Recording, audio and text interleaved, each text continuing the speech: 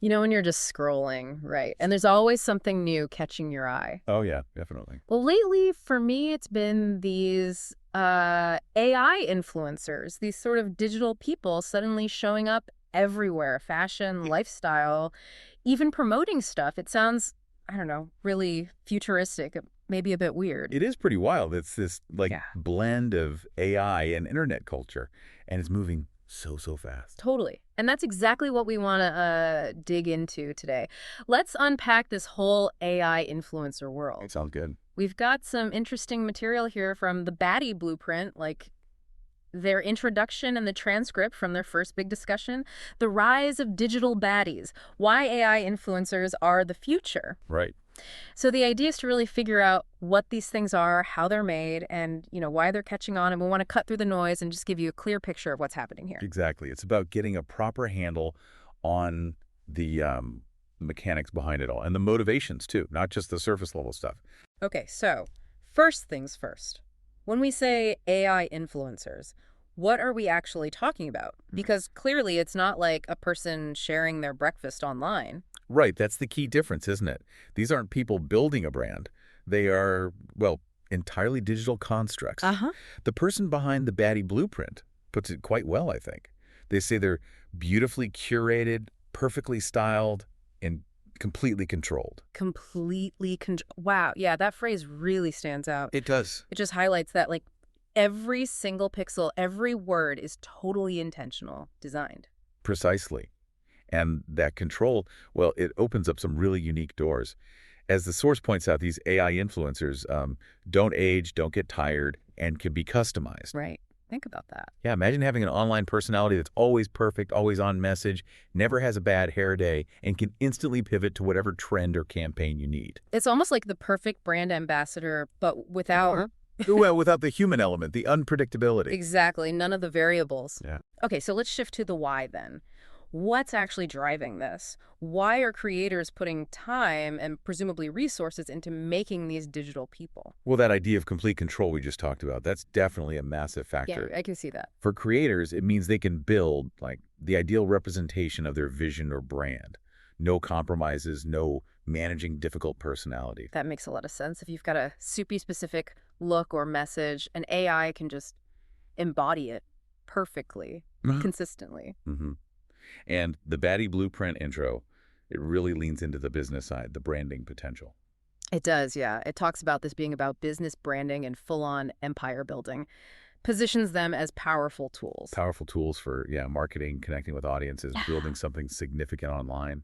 And you can kind of see the appeal, right? You could fine-tune an AI influencer for a really niche audience, maybe cater to a very specific aesthetic.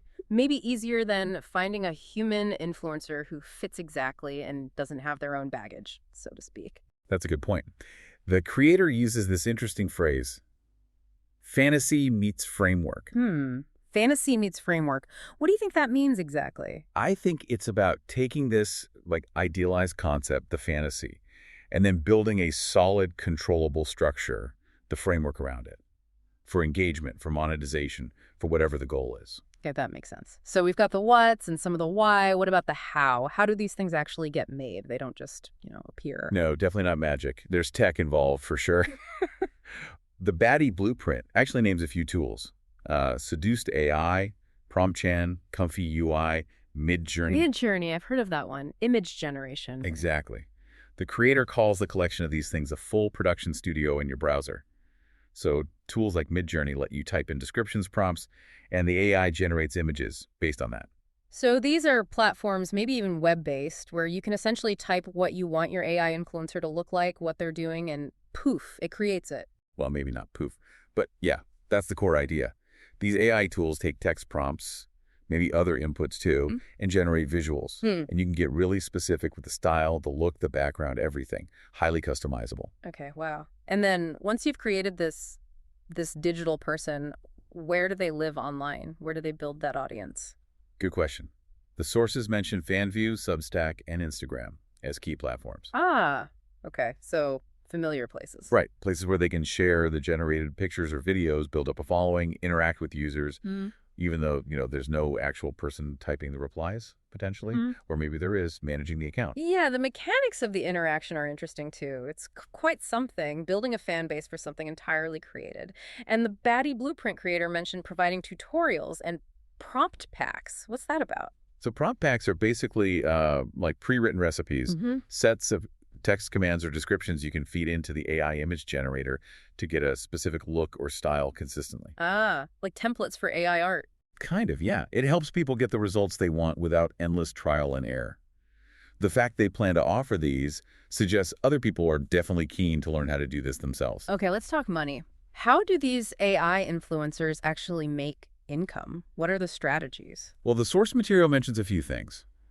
Creating like exclusive content, maybe racier stuff or behind-the-scenes glimpses for platforms like FanView where users pay. Right, the subscription model. Exactly. And also using platforms like Substack for paid newsletters, maybe offering tips, insights, that kind of thing. Building a subscriber community. So it basically mirrors how human creators make money. Subscriptions, exclusive content. The model is similar, yeah, but the product is different. It's leveraging this perfectly curated AI image and the constant stream of generated content rather than personal stories or, human connection in the traditional sense. Interesting distinction. And the Baddie Blueprint also mentions selling digital kits. That could be anything from like image filters to digital art, or even those prompt packs we just discussed, another revenue stream. And it sounds like there are even more advanced strategies they're planning to share, but only with their paid subscribers, which, again, just highlights the business focus here. Absolutely. This isn't being pitched as just a fun creative outlet. It's framed as a real potential business opportunity in today's digital world. Which brings us to the whole opportunity side of things. This feels so new, like the rules are still being written. The Baddie Blueprint mentions that, doesn't it? This opportunity landscape. It does. And their take is pretty positive, actually. They say there's no roadmap, and that's the opportunity. I like that framing. Yeah, it suggests that because it's so new, there's huge potential for innovation. People getting in now can really shape how this whole thing develops. It's like, the early days of social media, maybe. A bit of a Wild West. A digital frontier. And they also talk about lower barriers to entry, right, compared to traditional influencing. Yes, definitely. That's a key point they make. They say, and I'm quoting roughly here, you don't need to show your face. You don't need a modeling contract. You need vision, prompts, consistency, and style. That's quite empowering, potentially. It could be, yeah. It opens the door for creators who maybe aren't comfortable being front and center or don't fit traditional beauty standards, but have really strong creative ideas and a clear aesthetic vision. So it sort of levels the playing field in a way, lets people build a presence based purely on their digital creation skills and their prompts and their style. Precisely. It potentially democratizes online influence a bit, offers a different path to building an audience and maybe earning income without needing that traditional influencer persona or look. Okay, so bringing this back to you, the listener, why should you care about all this? It might seem kind of niche, maybe a bit sci-fi still. How does it connect to your world? Well, look, whether you're in marketing trying to figure out where branding is going, or maybe you're a creative person looking for new ways to express yourself, or honestly, even if you're just curious about how the digital world keeps changing, AI influencers are a pretty big signpost. Yeah, it's more than just pretty pictures. Right. It's about new business models popping up. It's about AI getting really involved in content creation and branding.